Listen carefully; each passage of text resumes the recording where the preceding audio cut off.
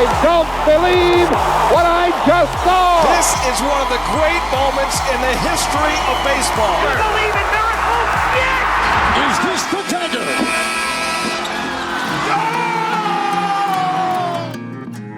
It's July 9th, sports fans, and on this date in 1850, 65-year-old Zachary Taylor became just the second U.S. president to die while in office. Apparently, it was the result of eating too many cherries and drinking too much milk a few days earlier. Now, at TDIS, we like to think of ourselves as the Rolaids of podcasts, just the thing to settle the uneasy stomachs of sports fans all across the world who are also looking to have a little fun. Here's a sampler of some of the tasty items on today's menu. A lonely ball player pounds the sausage in Milwaukee. Two legends battle right to the end at the British Open. Rooney walks away from Manchester. Secretariat runs away from the pack.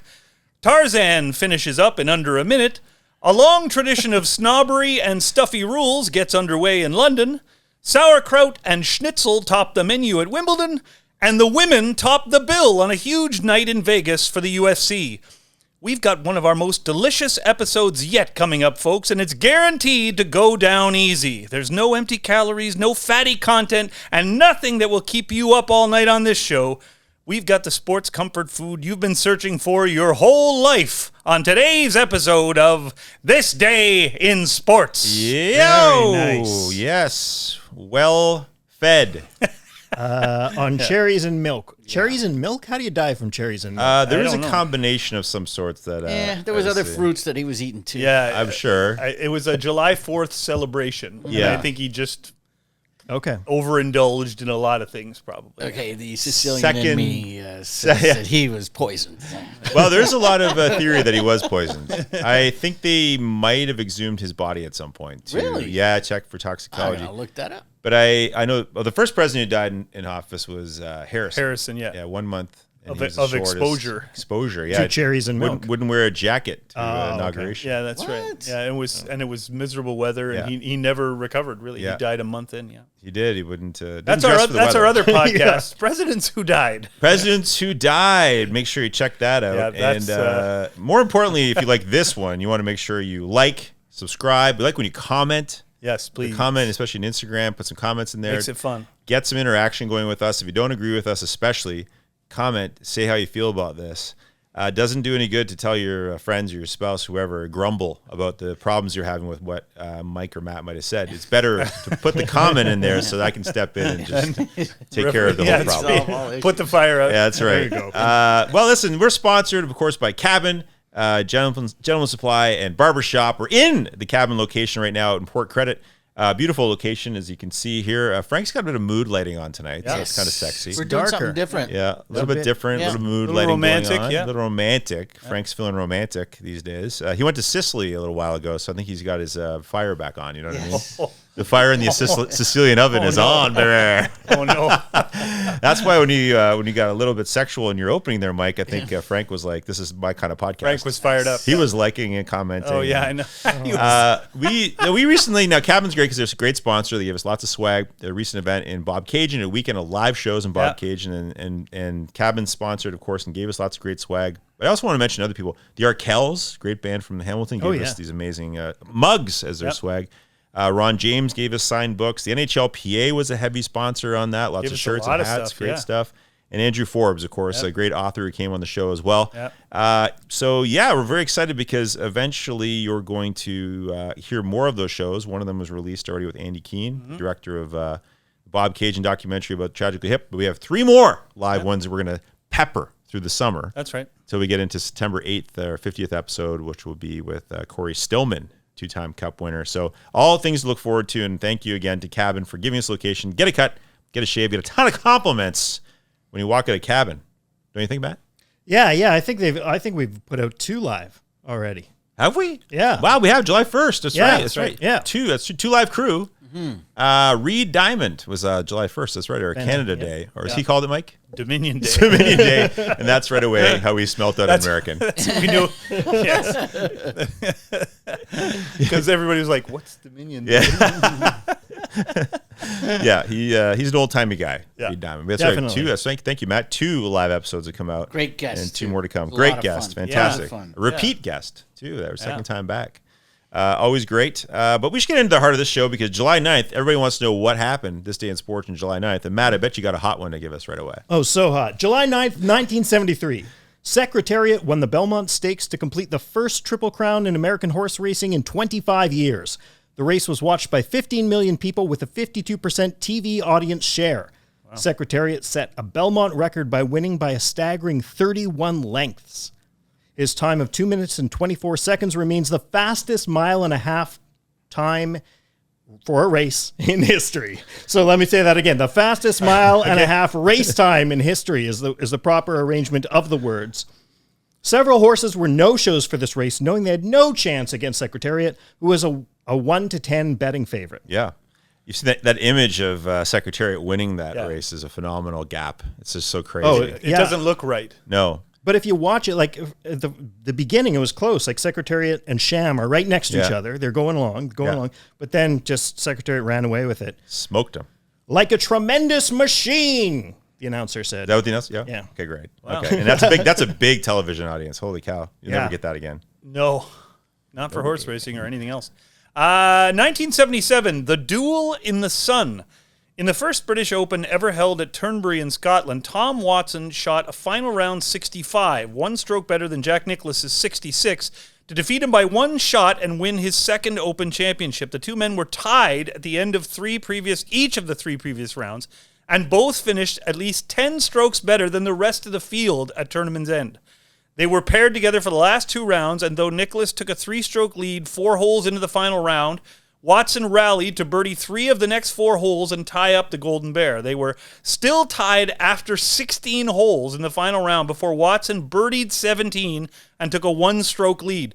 Nicklaus then hit a miraculous 35-foot putt to birdie 18 and briefly tied Watson again, but then Watson hit a 2-foot putt to win his 4th birdie in the final 6 holes. Amazingly, neither Watson nor Nicklaus shot the best round that weekend. Yeah. American Mark Hayes set a British Open record by shooting a 63 in the second round, and a fellow American Roger Maltby was the leader after 36 holes, but he finished tied for 26th. The course at Turnberry has now renamed the 18th hole the Duel in the Sun after the incredible finish by these 2 legends. Yo. Pretty cool. It's amazing. Yeah. I like that as a current commercial. It's so good that I can't remember what product it is, but they show it often during golf right now where it goes on about a player out there going like 18 holes. Nothing worse than a par. Like it goes over his day and he absolutely kills it. Here's the score. But that was yesterday. Right. Like it's such a great ending because it's like so true to what you see here. Yep. That's a great round, but it's not Sunday. No. And if you see like clips from the event, people were running from hole to hole, like it was a rock concert to try and follow these 2 at the end. It must have been amazing to watch on television too, especially given that those 2 guys were so far ahead. Yeah. Yeah. But evenly matched the entire way too, right? Like it must have been amazing to watch. We were all far too young. Well, No, I was just gonna say Duel in the Sun. So I was like, was it hot? And it did look hot. You see people like with British shirts hot, off, or Scottish hot. What is but it? it couldn't have been too hot. 'cause Scottish hot. Scottish hot. Thank you, Scottish Nicholas was wearing a light sweater over his collared shirt. Yeah. So it couldn't have been that hot. hot, Not right? that. You know, but I mean, I think it's Scottish hot. Okay, Scottish hot. Yeah, which is who made that? Slade. Slade had that album Scottish Hot, didn't it? It's a Bell and Sebastian record. Yeah, thank you. That's right. Okay, July 9th, 1877. If you want UK stats, here's another. The first ever Wimbledon tennis tournament was held at the All England Tennis Club. It was the first ever official lawn tennis tournament held in the world. The tournament held only a men's singles final at the time. Women campaigned to be included at Wimbledon unsuccessfully for a few years before tournament officials finally capitulated in 1884. That is when women were allowed to participate at Wimbledon. I just wrote this down as a note because I was remembering, I had to look it up. The Hawk, they release Rufus the Hawk every morning at Wimbledon. He circles all of the courts and it scares away the pigeons. Yeah, Oh. that's the current Hawk is Rufus, but they've been doing the Hawk thing forever. But that's still happening. yeah. Oh, wow. And I was trying to remember what the current is Rufus, but over the years this is a big thing. The Hawk is in the air. It doesn't attack the pigeons; it just scares the shit. Scares out of them away, right? Yeah. Wow. Little That's Wimbledon cool. fact for you. All right. Don't they have birds And- like that at airports too that scare away other Possibly. birds? I mean, yeah. Sandy, The Hawk is- more importantly, yeah. what was the weather like that day? Oh my God! Was it It was. And what I did- saw and- pictures. And what did Jack Nicklaus wear? Jack was there. He was a ball boy, and he was wearing a parka. Even though he grew up in Ohio. July he was- 9th parka. So I guess it was a little Scottish hot. Do you know the first ever Wimbledon? Okay. Yeah. Spencer Gore won that. That's who Spencer won. won it. Yeah. Spencer Gore. Goes without saying, Yeah. He received 12 guineas in prize money as you do. and a silver cup worth 25 guineas. So that's Which kind he of- immediately sold. You would think, That's sort of weird that Yeah. your cup is worth more than your prize money. Yeah. On July 9th in 2017, so this is 2017. A little more recent. After 13 seasons and 5 premiership titles with Manchester United, legendary English forward Wayne Rooney announced that he was leaving the Red Devils to sign with his original team, Everton. Rooney made his EPL debut with Everton in 2002 at the age of 16 and played 2 seasons there before being lured away by Manchester United with the biggest contract offer for any transfer in history at the time. He only returned to the Blues for 1 year before signing to play with DC United in MLS in North America. One of the greatest English footballers of all time. Oh, definitely, yeah. And some, not just the numbers, but some epic goals. Yeah. Looking on YouTube and look at the highlights, the bicycle kick, the big kicks. Oh, yeah, he's fantastic. That was a big deal, too. And I remember that was one of the first soccer transfers that I remember going, oh, this is like... That's a big deal. Over here, this Yeah. was a big deal. Yeah. You know, like people were Yeah. really worked up about that. Yeah. 2002 at Milwaukee's Miller Park, the annual MLB All-Star Game ended in a 7-7 tie when both teams ran out of pitchers after 11 innings. A sheepish Commissioner Bud Selig, who's from Milwaukee and wanted the game to be a showcase for his hometown's brand new ballpark, met with managers Joe Torre and Bob Brenly after the 11th when each team had used all their pitchers and was forced to make the announcement. No player was named MVP of the game due to the tie. The fans booed loudly and chanted, "Let them play, refund, and Bud must go." The unsatisfying result was the genesis of the rule that started the next season that the league that won the All-Star Game would also enjoy home field advantage in the World Series. That rule lasted for 15 years. It was also the first time that fans were allowed to vote for who they thought should get the final roster spot for both teams. That was when they started voting, and the first two winners were Boston's Johnny Damon and Atlanta's Andrew Jones. Yeah. Well, I remember that. I do remember that because it sucked. Yeah. And do you think there should be the rule that if you win the All-Star game, that league gets home field advantage? Do you like that rule? It didn't bug me as much as it's bugged some people. I loved it. Yeah, I kind of like. I love the baseball All-Star Game. I don't know if it is anymore, but it used to be the only All-Star game that anybody cared about. Yeah. Like no one cares about the Pro Bowl. I think it still is the number one. Yeah, it still is, Yeah. and it gave that game an urgency. Like, you know, the guys in the 70s and 60s talked about we hated the others. Yes. We wanted to win. Yeah. So I liked that. I mean, whether or not it really affected anything, I don't know. I mean, it's hard to say. I guess, you know, if the American League wins the All-Star game and you're the Dodgers and you won 110 games and you're playing against the Red Sox in the World Series and the Red Sox won 92 games, Yeah. and you don't have home field advantage, I can understand you'd be pissed off. Yeah. So that's So I get it. Yeah, I guess that's it. But that doesn't happen all the time either. You know what I mean? Like, so it's one team that's fans and players are mad, and instead of like a fan base or the whole league going, this game means something. yes, and people pay attention because of that. I think so too. Absolutely. And that's what really stunk that this was a tie. And that one didn't even matter. Because now it's just an exhibition like all the other All-Star Sure it games, is, which yeah. no one cares about. And No. yeah.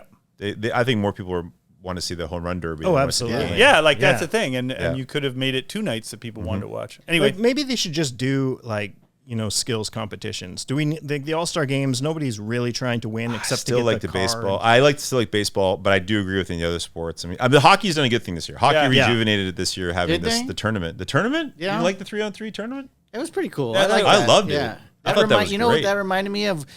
Back in the 80s, Labatt had 3-on-3. Yes. And they shot that up in Collingwood. Yeah. And it was awesome. It's It all was over good. YouTube. Yeah. You see that. It's really Yeah. cool. Yeah. Your boy Paul Mateer was in there. I think Was he? I think he was one No. of those. Yeah, I think Paul Mateer was in there. Look it up, Frank. a skills comp. Search it up. A skills comp in baseball would be cool too, like accurate throws from right field, like all that Yeah. stuff. You Yeah, could do yeah. lots of cool things Yeah. other than just the home run thing. That would get people interested too. You're right. You could have like the races, player on home, player Yeah, on like second, a guy race run each from other. or like time guys going Yeah. first to home or Yeah. whatever. You know what I Yeah. mean? Like that would be cool. Or you have to attempt a bunt. You have to try Right. and do certain things. Like a pass, dribble, shoot kind of competition, but in Yeah, yeah. baseball. Yeah, Yeah, you don't know when it's coming. But Okay, there's a request here that I read this as Buck Martinez. oh no. July 9th, 1985. Here we go. July 9th, 1985, during game versus the Mariners at the Kingdom. Mariners outfielder Phil Bradley collided with Blue Jays catcher Buck Martinez during play. Martinez tagged Bradley out, but sustained broken leg, escalated ankle on display. Despite the injury, he then threw from his back to third base to catch Gorman Thomas, as I remember, who was trying to advance from second. Ball skipped away from third, but then Thomas tried to score from third. Ball was thrown home, and Buck caught it. No one Still on his back.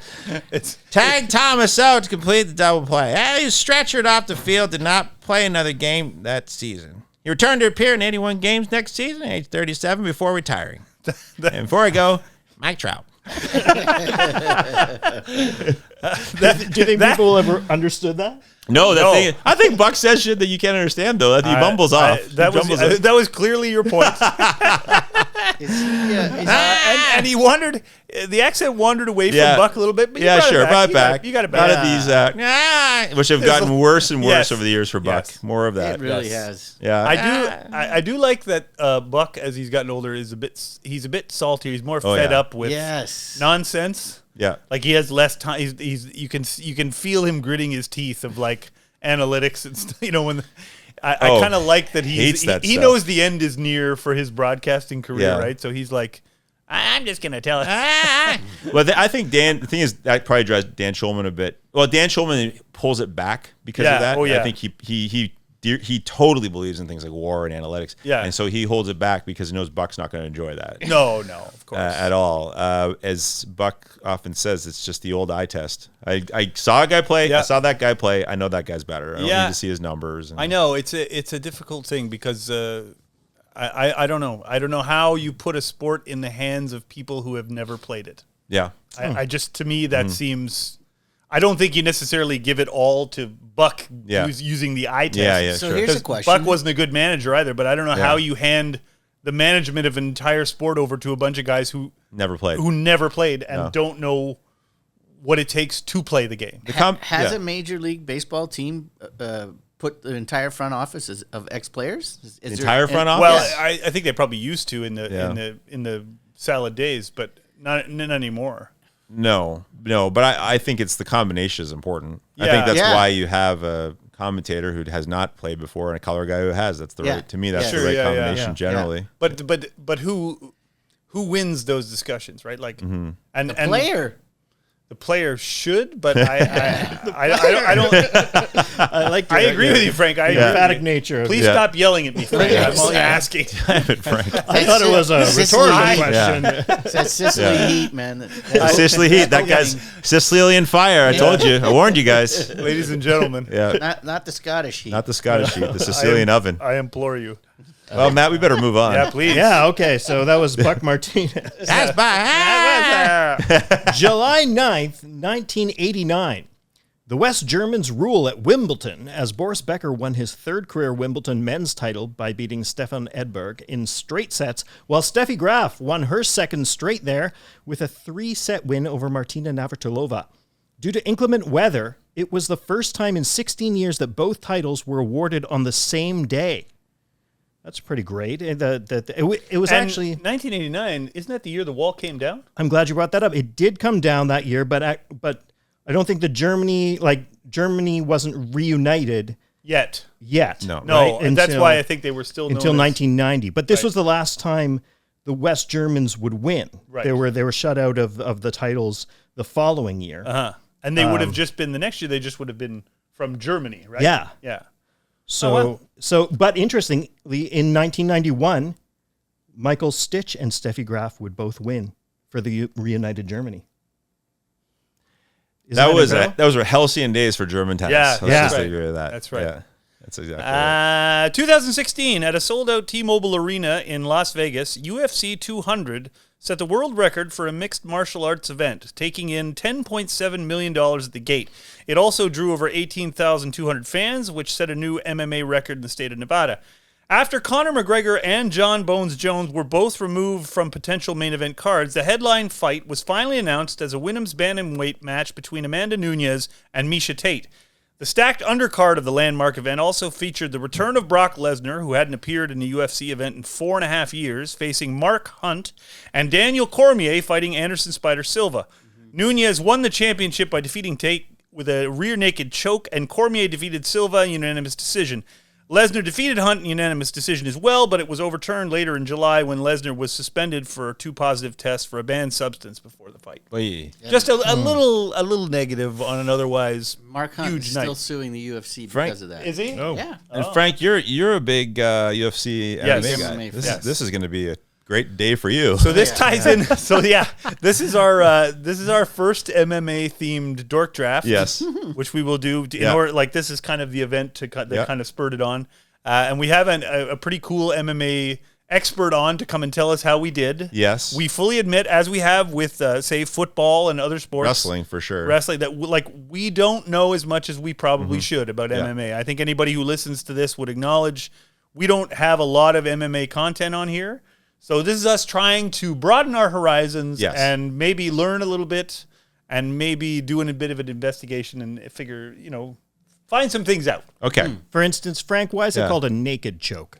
A rear naked choke. Why is it called a rear naked choke? I don't know what the naked part of it is, but the rear naked choke is, if you've seen the position, you're behind the person. Okay. Yeah. And you tuck your elbow in right against the carotid Okay. artery. Yeah. and it cuts off. Choke. Okay. Oh, Right. knock him out. Knock him out. Yeah. Put him to It's like sleep. I actually did look it up, and it's the naked parts because you're not using the gloves. the gi Yeah. or the uniform. Yeah. Right. It's Okay. You know, like gi. they usually That's the gi. called the gi. The gi. Okay. So you're not using the gi Yeah. or uniform to choke them, so Yeah. it's a naked choke. And Okay. because in UFC there's no gi, there's just shorts and that's it. There's just shorts. But there's guys, there's guys in that train jujitsu Yeah. with the gi. Right. They'll choke Yeah. you out with the collar. Or, Right. Oh, man. If it's not too hot, can you wear a light sweater over your collar? It depends. Scottish on Heat. When Jack Scottish Nicklaus Heat. fought, he was Yeah. He was the shows up. Scottish Heat. Yeah. It's all good. I realized in my Buck Martinez, I forgot a key element of Buck, which is that? Buck's laugh. Oh. So if I'll start reading this as Buck and I'll give you a laugh and I'll start thinking, but just to warm it up. So another one it's no one's like- gonna No, well, understand. that's like, no, but like, July 9th, Barnes,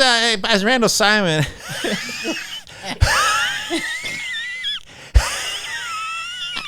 That's Buck's laugh.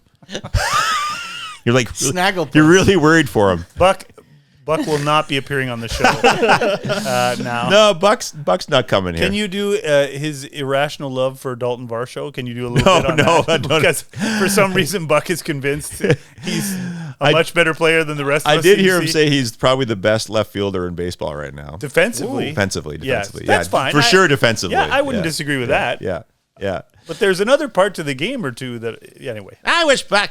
Yeah, but, what do you say? I wish Varsho would just marry my daughter. What's that, Buck? Nothing. Nothing. We go to the bottom of the sixth here. Whoa. Boy, you really love him. Okay, here we go. Moving Let's on. wrap it up. July 9, 2003. Pirates first baseman Randall Simon was fined $2,000 and suspended 3 games of MLB for striking the Brewers' Italian sausage mascot with a bat as it ran by Pittsburgh's dugout during a promotional race between innings. The sausage mascot costume was worn by 19-year-old Mandy Stock, who was not injured. Simon was also fined an additional $432 by Milwaukee police for disorderly conduct.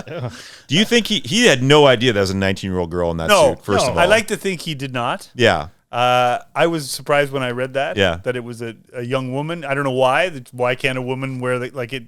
It could just as easily. It just be? made it worse for Randall Simon, though. Yes. Like it might have been if he had taken off. If he had taken it off and it had been like, oh my god, my grandmother's in there. There's the only way it'd probably be worse. Well, I think like an there old was lady in there. I think there was a kid in one of the other ones. Like I don't great. know what we mean by kid, like a teenager. Well, a right? 19-year-old girl, I would say that Like sounds pretty bad. Yeah. I mean, to take a bat to her. But then you got to assume there's probably not a lot of middle-aged men running around in those things. They want somebody who can get around. I guess pretty that's quick. true. You know, you got I to have guess a that's fairly true. youthful set of legs. That's true. Matt, you're not doing the job. You're not No, going we're to not be a gonna sausage get mascot. I can't be? Okay. No, I think All you're right. too old, man. You're gonna race the freeze in Atlanta though. I mean, that just sounds. Oh yeah. Anyway, Randall Simon must have been mortified when he found out. Even worse. Like this is gonna be funny, and then it got worse. I hope he was. We hope. I hope. Randall Allegedly. Simon- allegedly. I He was will say mortified. this though: the four of us will run in these sausage mascots if Milwaukee invites us. Yes. to, right? We will come to the game. I'll tell you what. Any team. Like if we can go to DC and run as the presidents, Yeah. we'll circle all the way back in this episode to presidents. Okay. And you can be you'll be Washington, you'll be Jefferson, and I'll be Lincoln. Lincoln. Yeah, you're the tallest. And then Frank is going to be Hamilton. No, you can't just choose one, Frank. No. It's Roosevelt. It's There's Teddy. four, yeah, that's Teddy Roosevelt. So that's going to be you, Frank. Yeah. And we'll even run He at liked to hunt. You have a monocle. You chose a treasurer, by the way. Hamilton wasn't a president, buddy. Well, I know, but he Okay. Well, if we Should- run it for the Jays, will Yeah. you be Buck? Just Oh, run that'd be around great. as With a Buck? big head. Giant white hair, shock Yeah, of hair. magnificent set of That'd hair. be so fantastic. Oh my gosh. If Buck was made into a mascot, Oh, yeah. the day he decides to retire and they do that, that would make the Jays the greatest organization in baseball. Right now they're 30th, so that would be good. Hey, who wants to do some quick hits? Do it. Let's get into it. Yeah. Quick hit! July 9th, in 2019, less than a month after leading the Raptors to their first NBA championship, forward Kawhi Leonard spurned Toronto to sign a 3-year, $103 million free agent contract with his hometown Los Angeles Clippers. Ooh. But thanks for the memories. Yeah. Thanks for the memory, the shot. July 9th, 1996. Quick hit! Quick hit! No, quick hit!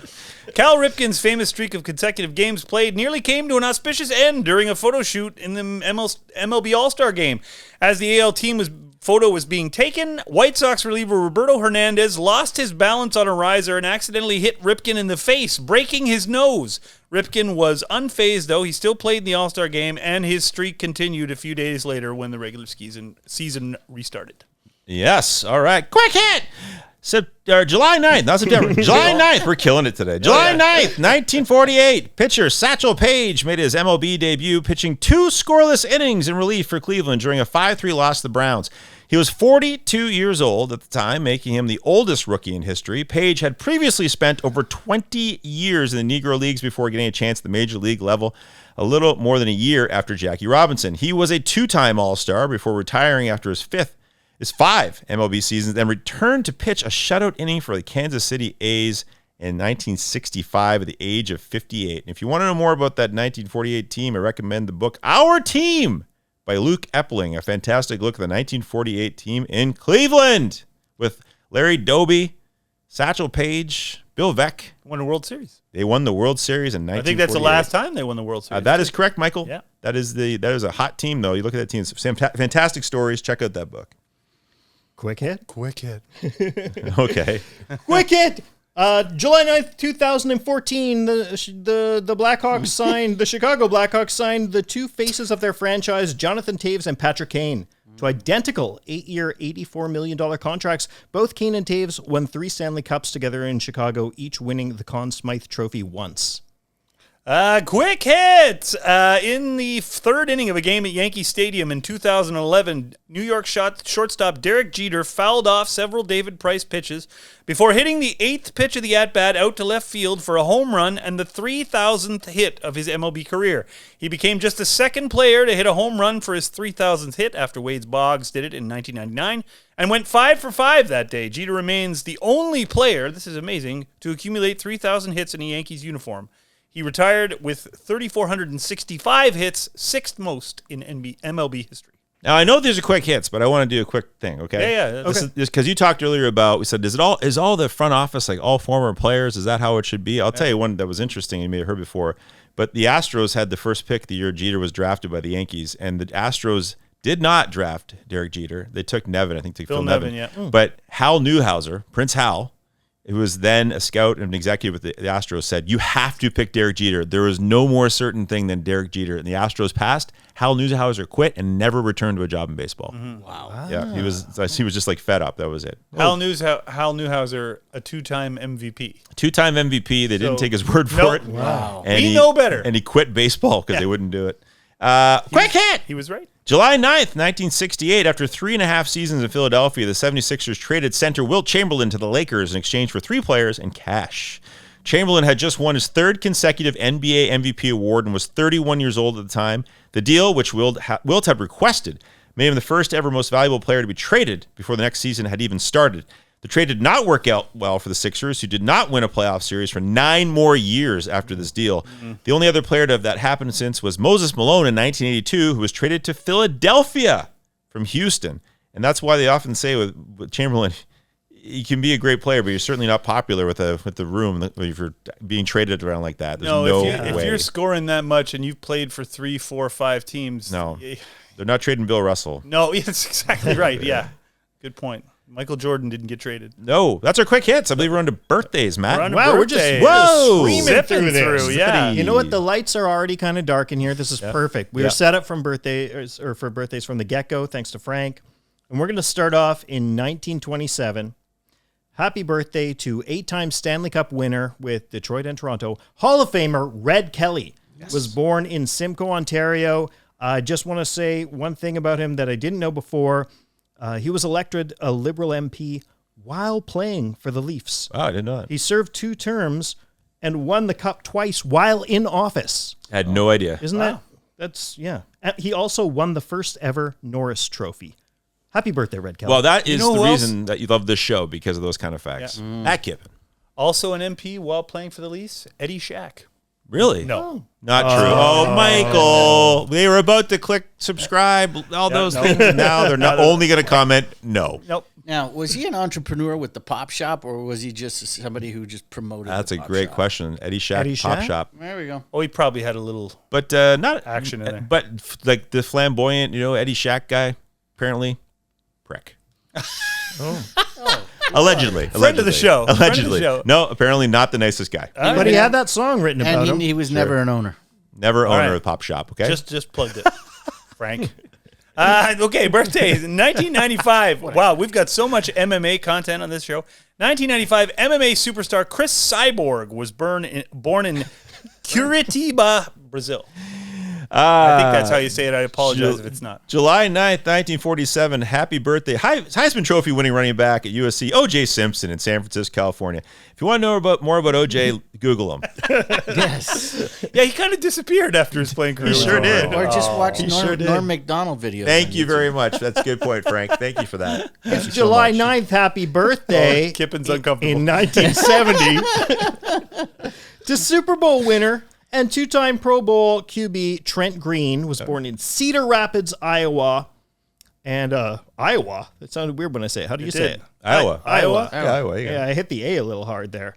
Trent Green, terrific quarterback, really great. But I think we know him best for his preseason injury that opened the door for Kurt Warner. You sure did. Yeah. Yep. But still, happy birthday. Happy birthday, sorry to just bring the it same, up. Trent He's a Green. good broadcaster now, too. Yeah.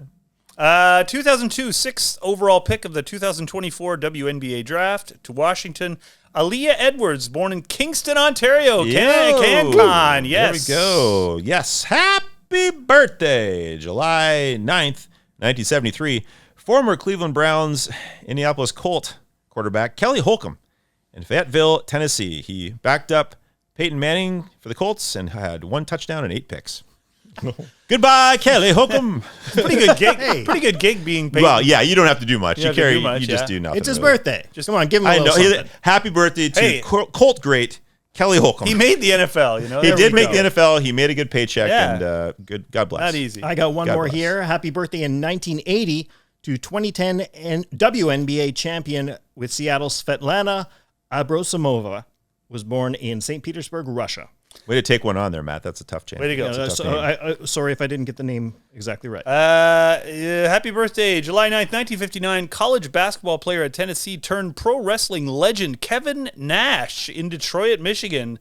Loved him, one of my favorites, and he's great. They have all these YouTube channels now where wrestlers talk about the old days and kind of, they talk in secrets of what used to happen and stuff. And he's the best at it. Like, really? He's really candid. He gives no bullshit stories. They call it they shoot on one another. Yeah. That's what it's Okay. called. And Yeah. He's in my sort of quick scanning of it. He's great, very upfront and honest about it. That's a big deal because you're not a big wrestling fan. You like the show. No, I like wrestling. Okay. I liked it better when I was a kid, but yeah. Okay. Well, I'm going to wrap this up. Happy birthday, 1955, July 9th, 1955, two-time All-Star, AL Gold Glove winner, batting champion Willie Wilson in Montgomery, Alabama. There's our birthdays. That's it. Let's talk draft time since it's so much MMA. What's that? Oh, yeah. What do you say, Matt? I said nothing. Okay. Wow. We'll edit That's that the kind out. of sparkly conversation you should comment That's on. true. And like, subscribe. Stay tuned, folks. More of that coming. I'm sorry, did you ask me a question? No, I thought you had more to say. Oh, about who? Willie Wilson. I don't know. How am I supposed to know what you wanted more to say? Matt, what do you want to say? Nothing? Was it about this? No. Was it about this? Did I have No. my hand up? And in addition, You made a sound. You went like, ah. In addition to that scintillating that was conversation, Frank. now we're going to roll an imaginary dice. Oh my God. folks! Oh my God, Mike. I can't believe you requested my 3-sided digital dice. Look. Stay tuned. All right. So all of our D&D characters are in the hallway now. Sandy's going to roll to see if there are any traps. All right, here we go. Matt, here we go. You are going to go third. Mike, you are going to go second. All right. Very I get first convenient. pick. Very convenient, friends. That's Yep. right. So this is MMA draft. Mike, why don't you set this up? Okay, so what we're going to do here, because we are all admitted neophytes to the MMA game, except for Frank, who seems to have much more of a working knowledge than any of us. Yeah, he knew the naked backflips. He knew, yeah, whatever he slap. knows a lot. He follows it. naked So what we're going to do is we're each going to pick 3 male fighters from 3 different weight classes and a female fighter.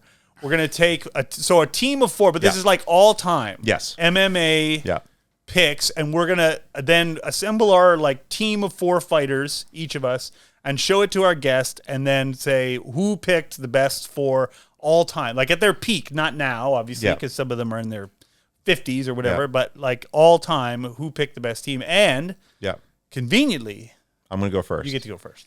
Well, I'm going to keep it in Canada. Yeah, I had a Kick it feeling. off with a welterweight. Georges St. Pierre. Never heard of him. GSP Ledge. I'm going to start there because I feel like I naturally know enough about this person to know that they're good. Yeah. Even though I'm not a huge MMA person, I would just say that I would definitely know that he was great. There are a lot of people who would say he's the best who ever did it. Could have been the greatest of all time. Yes. Yes. Okay. Okay. It's me second? Yes. Yep. Okay, so I'm going to go into the women's pick, and I'm going to take Amanda Nunes. It seems to me, in what I read and been researching, she's the only female to hold multiple UFC titles at the same time. Mm-hmm. She crushed Chris Cyborg, whose birthday is July 9th. Sorry about that. In like 51 seconds to win the featherweight title at 232. And she's defeated every woman to hold the bantamweight title ever. That'll do it. Okay. So, to my reading and research, she seemed like the best woman. So I'm going to take her as my my woman member of my team. That'll definitely do it. Yeah, Sure. I'm going to pick John Bones Jones. yeah. Incredible. Wow. Incredible. Anyway. 27-1 with one no contest. Both, I believe that's his record. Light heavyweight and heavyweight. I'm going to take him as a heavyweight Yep. because we're doing this weight class thing. He's just an incredible. Frank, what can he do? Okay. He's technically undefeated. Oh, okay. As Yeah. a light heavyweight. He just became heavyweight several years ago, so Yeah. he's only had one fight, and he beat the snot out of Cyril again. So Okay, so I was but wrong about that his 27-1. his whole track record was in light heavyweight, and he has never lost. He had one disqualification, but that's been overturned, I believe. Yeah. So. Okay. And if he had not had some legal trouble and and some Oh substance, my God! some testing trouble, Yeah. he'd be way further ahead. Oh. Anyway, there's a few things that maybe give a few sort of asterisks to his career, but Sure. yeah, like He's a wild man. Let's just put it that way. he's lived. I feel like you got to be in this sport. Oh God! Sandy, I gotta. Hey, I forgot. Can I tell a quick Georges St. Pierre story? are you gonna do it like Buck Martinez? There's back Gemini. So years ago, I was working on the Gemini Awards in Regina, and they had wanted and Georges St. Pierre wanted GSP was pretty big then, and he wanted to do something. They wanted to do something with him, but they were like, well. we don't know how his English is going to be. Yeah, It's a little, sure. and how confident he is as a speaker. Sure. So they did a bit. You know, they always do in awards where it's like the Price Newhouse, Waterhouse Coopers they have all the ballots are all locked away. So the bit was that all the ballots have been locked away in this briefcase, and that briefcase is handcuffed to GSP. So he is going to be guarding all night the ballots, so this can't go That's wrong. funny. And he basically goes, "That's right, I'm going to be here all night," kind of thing. And then he sit there. Funny. So they have good enough bits. So they did that. He got a big reaction. People were excited that he was there. Very nice guy. Like Yeah. one of the nicest people. Everyone says. Backstage amazing. Did the job. So nice. So we were finished the show, and me and a couple other writers. We were finished and we were kind of packing up backstage, and then we're like, "Hey, what bar are we all going to?" There was a hotel everyone was going to go to and have a party after these awards were over. I remember it was a night that the Red Sox beat the Rockies to win the World Series, so everyone was kind of going back to see that end and all this kind of stuff. Everyone's leaving, and George St. Pierre says, "Can I go with you guys?" And I was like, "Yeah, of course, no problem." And I was like, "Wait, you're still handcuffed to He goes, "I didn't know who to ask." And I was like, "I think we can get that." So I had to go find the key and get him handcuffed. He was just going to go to the bar with it on because he's such a nice guy. He didn't want to make a stink. So he's still walking around with this thing chained to his arm. Probably not a lot of other MMA guys would have been so One nice. of the most honorable fighters in all of you. Yeah, yeah. Yeah, and you can yeah. tell Martial arts through and through. you can Yeah. tell when he speaks too. He's just all class. He's a you couldn't be absolute more sweetheart. proud of a guy being Canadian. Shouldn't you have given him the key though? Like at least one of the keys, you know? Like, I'm not the producer. I don't know anything. Maybe he's just a talent. And then I just assumed that he would have had it taken off about an hour within that. There's an hour time frame between the. Yeah. All right. He's such a nice guy. I'm going to go with who could seemingly be controversial and polarizing. Conor McGregor. Okay. Flyweight Conor McGregor, just to stir it up a little bit. If you see what that's going to probably either win me or lose me this draft. I can tell you right now. I feel Okay. like that's going to be the polarizing. Yeah, but moment. that's a big name. You're going for, you got to know, you got a name team. It's good. and I don't know a lot of the people, so I'm going to go with people who actually have heard of He's him. the before. biggest draw. Yeah, and he is in the remake of Roadhouse, Thank you. which is I appreciate that. fucking awful. Oh, It was so bad. Oh, Like boy. Roadhouse is great, awful. The remake is just awful. Awful. It's not plain good. awful. No, it's yeah, not well, good. there it is. Okay, so it's next. It's to me. I'm going to take a middleweight now. I'm going to take Anderson Spider Silva. That's 10 Frank's reaction. successful middleweight championship defenses. It's the most ever. He has the longest title reign in UFC history. Almost 2,500 days he was the champ for. And he's tied for the most UFC title fight wins ever with 11. Yeah. So he's my middleweight. You got him. Okay, I am going to take a lightweight.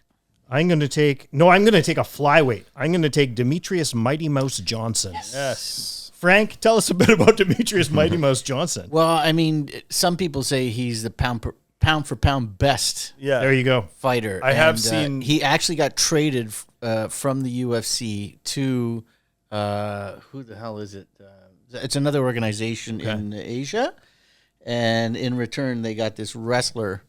What the fuck was his name? I forget his name.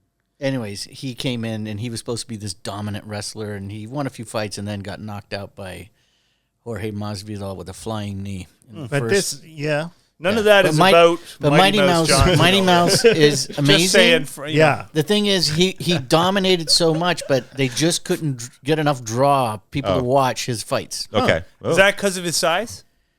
You think? The problem was the president said that weight class just didn't have enough competition enough for fighters in that weight Right. class to gain momentum. Right, Yeah. because he pretty much dominated. He's amazing. Yeah. he's an amazing analyst too. Is he the Oh, one wow. that did the suplex into the Yep, armbar? yep. Yeah. Yeah, midair. That Wow. was wild. That is something else, yeah. Sandy, back to you. Isn't it you? Is it me? It's Really? you. It's- Oh shoot. No, you're first. We each have yeah. two. Oh yeah, Okay. shoot. Okay. Well, I'm gonna go to the women and do Ronda Rousey, not as a surprise pick, just someone I've heard of before. Okay. Over to you, Frank. Frank, tell us all about her. She's what started the women's division. There we go. Yes. A pioneer, if you will, Frank. She was the first ever champ, right? Of No, UFC. No, she came in and just completely dominated because she had a She was the inaugural UFC bantamweight champ yes, after Strikeforce and stuff like that. Yeah. Mm-hmm. but she had a judo Olympic medal, Right. and when Yes. she came in, she just dominated the entire her weight class. She just dominated for years. Also won a title in World Wrestling Entertainment. Thank as well. you. Yes. That's right. Also crossed over. That's right. After yeah. her Great UFC. crossover. That's how big she was, right? Sure, If she that's- could yeah. actually go Yeah. and do that, like Yeah. that's a pretty big deal. Okay, Michael, where are you going? I need a heavyweight now, and I'm Do gonna it. take Fedor. Yes. I'm gonna take.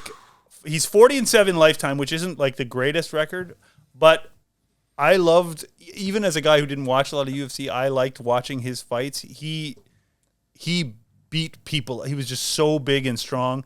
He won 28 straight fights between Whoa. 2000 and 2010 and beat 4 former UFC champs in that time too. And I just liked watching him fight. I liked his kind of almost lack of style. Like he was just so big and strong. And I like that. I like anybody that is kind of known by just their first name. Like that's enough. Right? Yeah. Oh, yeah. Fedor. Everybody Yeah. knew who you meant. It sounds like a The villain. last emperor It or sounds like somebody from Game of Thrones or something. Oh, yeah. Fedor. Yeah. is Especially coming. because he's the last emperor. Yeah. Yeah. Anyway, I'll take Fedor. Sure. All right. Okay, Oh, Matt. I've got a flyweight. Now I'm going to take a lightweight. I can do that, right? Those are different weight classes. Yeah, sure. I mean, sure. Okay. You know, also middleweights. Khabib the Eagle. Khabib, What do you think? What do you think, Frank? Khabib? he's another one that they consider one of the best. He's never lost a UFC fight. Undefeated. Yeah. All right. Hard to I'm beat going that. for some, not many losses on my team. Yep. He actually hardly lost any rounds. Yeah. Ooh. I think he lost one round to Conor McGregor. Right. That's my guy. How did this All guy? right. How did this guy slip to me? How did he slip? to me Because in he's this round? also a lightweight, so I thought maybe you Oh, couldn't okay. take him. Yeah. But I'll go for a true heavyweight here, Daniel Cormier. Yeah, great pick. Who's also a great commentator, actually. I've heard Yeah. his commentator. That's more of what I saw than his fights, to tell you the truth. Oh. And that sounds good enough for me. Real Americans. Sandy sounds disinterested. I'm not. No, I like this a lot. Okay. I'm good. It I was am- good to dig into it a little bit. but Yeah, also- yeah. I did learn a lot. Okay, so I'm going to go with a recency bias pick, too. I'm going to take Islam Makhachev. He's currently ranked number 1 in the UFC pound for pound. He's a lightweight. He's the current UFC lightweight champ. He's a world champion combat Sambo fighter, and he's the 3rd longest win streak in UFC history, 14 straight wins. I've seen him recently in fights. He terrifies me. Yeah. So I'd like him on my team. You got him. And he's trained by Khabib. Yeah, that's right. There you go. My team is training your team, Mike. Okay, Get a lady in there, Matt.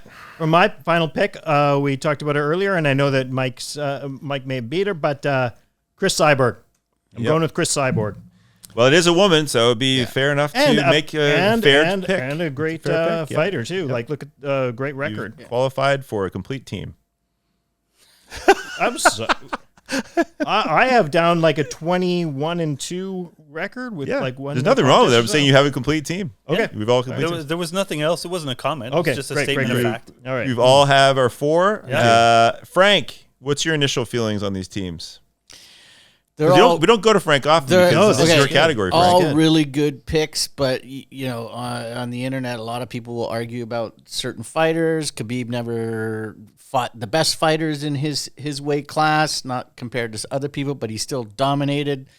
And it's MMA. MMA is so different than any other sport. So, and it's completely different from boxing. People think that it should be, it's kind of like boxing. When you lose a fight, you're done, but it's not like that in MMA at all. So, Yeah. great. You guys got great picks. Everybody's pretty legendary. Everybody you guys chose. So. Yeah, it was a pretty We don't know enough to dig deep. no. Now, can we ask Frank? I know we're going to have a judge on. Yeah. Should we ask Frank who Sure. he thinks that we let Yeah, sure. slip You by? got to go through the list again so I can. Okay. Okay. I have Rousey, Yeah. Daniel Cormier, Yeah. Georges St. Pierre, Yeah. and Conor McGregor. Okay. Who is Mike? I have Amanda Nunez, Islam Makhachev. I have Anderson Spider Silva, and I have who's my heavyweight? It's Fedor. Fedor. Yeah. Yeah, so far Mike's ahead. Okay. Matt, so you can I've take him got out. John Jones, Yeah. Demetrius Johnson, Yeah. Khabib, and Chris Cyborg. And I think your weak link is Cyborg, but those 3 Yep. male fighters are the top. Okay, so top. interesting. Okay, well, let's go see if I win. Yeah. Our guest judge on this edition of This Day in Sports is Robin Black. Robin is a lifelong martial artist who was in a rock band. Robin Black at Intergalactic Rock Stars for a decade and a half. And after that, he went back to train full-time for his professional MMA debut which was 10 days before his 39th birthday. Robin fought 9 pro MMA fights, winning a regional title on the East Coast. His last fight was at age 44. He has commentated over 600 fight cards in dozens of countries and is currently the TSN Combat Sports analyst. So he knows far, far more than we will ever know about mixed martial arts than we'll ever know. I want to reiterate. On top of all that, he has a production company called Enjoy the Hostilities, Inc., which creates. Oh, God. Oh, Sandy. Oh, Sandy froze. Sandy froze. That's a good start. All right. We'll start this again. Maybe once Sandy links up to his phone, maybe. I don't know. Yeah. Sorry about this, Rob. No problem. Robin, I'm going to ask you once we get restarted. I'm going to ask you about when I moved to Toronto. You were the rock star in town. Like when I came to Toronto in the 90s, like you were the king. And I was like, I just want to ask before I ask you, like you had great quotes about Canadian bands at the time that I did not like that were fantastic. Yeah. Awesome. Yeah. I got thoughts on that for sure. Yeah, you were like a quote machine. It was fantastic. Okay, Sandy, do you want to start again, Sandy? Yeah. This is going to be take 2 of our awesome intro because reliable internet is everything. Here we go. Yes. Our guest judge on this edition of This Day in Sports is Robin Black. Robin is a lifelong martial artist who was in a rock band, Robin Black and the Intergalactic Rock Stars, for a decade and a half. And after that, he went back to train full-time for his professional MMA debut, which was 10 days before his 39th birthday. Robin fought 9 pro MMA fights, winning a regional title on the East Coast. His last fight was at age 44. Wow. He has commentated over 600 fight cards in dozens of countries and currently the TSN Combat Sports analyst. So he knows far, far more than we will ever know about mixed martial arts. Very important you know that we know very little. We're learning that he will for sure know far, far more than we will ever know. And on top of all that, he has a production company called Enjoy the Hostilities, Inc., which creates content for Bruce Lee's family and Karate Combat, among many others. He's married to Erica Peck, who has enjoyed her own success in countless big musical productions. And Robin wanted us to note that his 2.5-year-old daughter enjoys gymnastics, painting, and Play-Doh. That may come into our commentary. Please welcome to the show, Robin Black. Hello, Robin. Woo! Hey, what's happening? Yeah, right. Play-Doh, man. Play-Doh. You learn a lot about life by molding that stuff. Exactly. Man. Oh yeah. For those who won't know the first take of what I did, I did first take. The internet went out. I did a second take, and yet still managed to flub the exact same line twice. So that's how. It's a special skill. It's a special skill. Did you guys all have the Play-Doh barber shop? Yeah. Of course. They were gross out. Kind of looked like my hair actually. Yeah. Just sort of came straight out. Yeah. That was the best. I remember the commercials being on for sure. Never fully landed the Play-Doh barbershop, but totally. I'm gonna look for that on Etsy after this or eBay or something. That's a great idea. I think you pranked the barber chair, right? You pranked the barber chair and made the hair grow, right? And then you did little scissors. That's exactly right. I'm getting that. Robin, I remember before you pick apart our terrible knowledge of MMA, I remember coming to Toronto in the 90s when I moved here. You were like the town's rock star. Like you were, I remember seeing you, I think it was at the Rivoli probably. Like you guys. Maybe, yeah.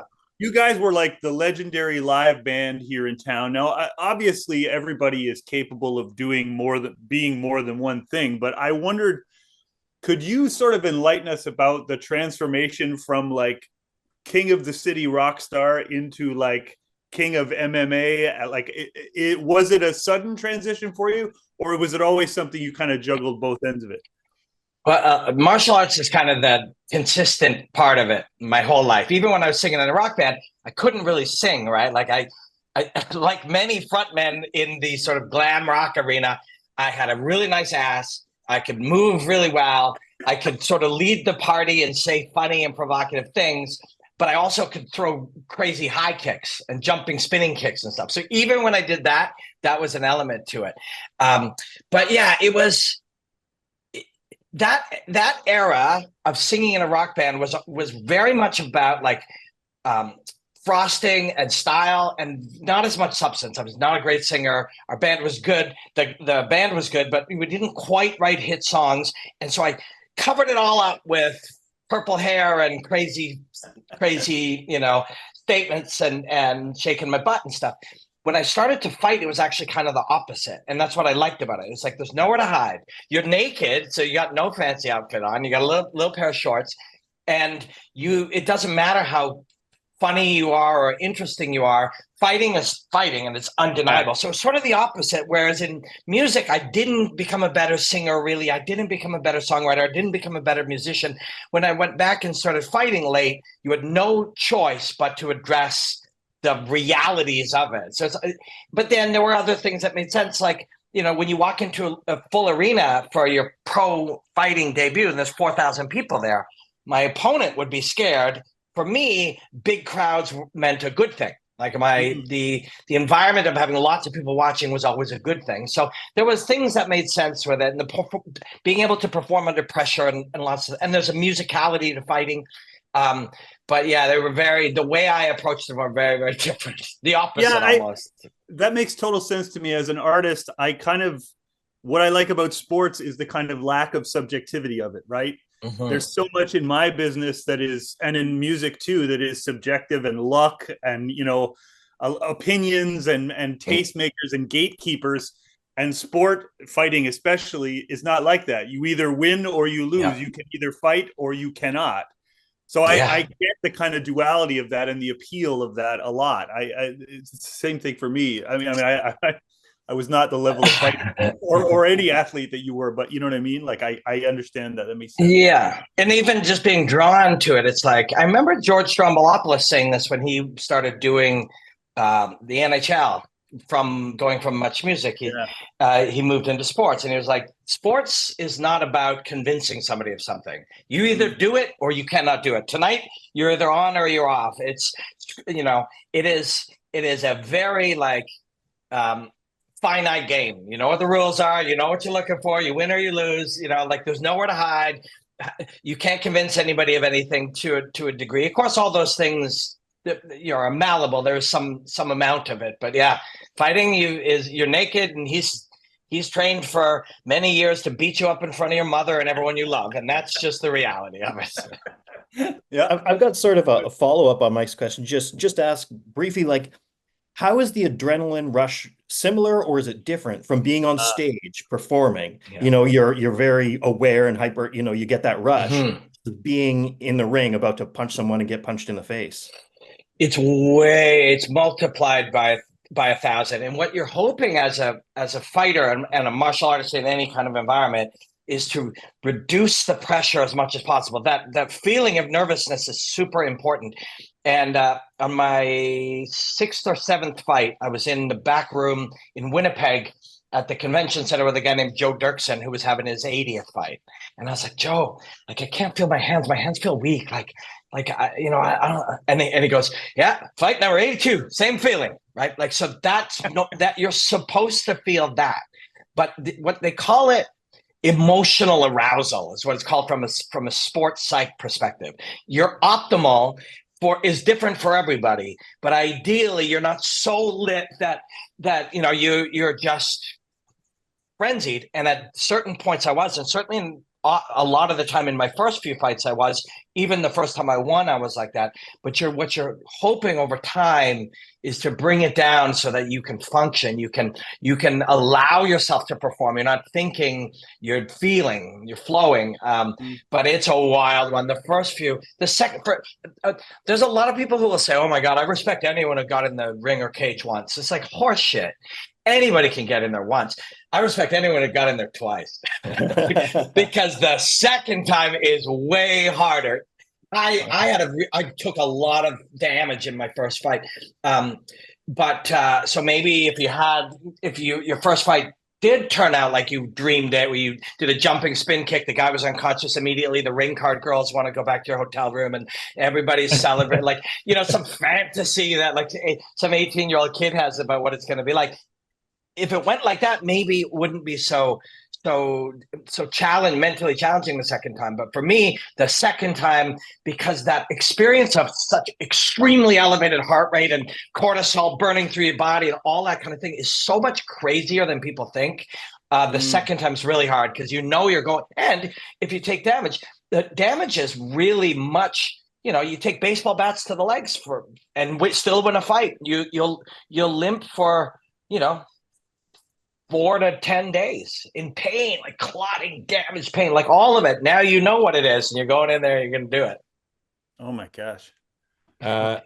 My question before I get to mispronouncing a bunch of names is.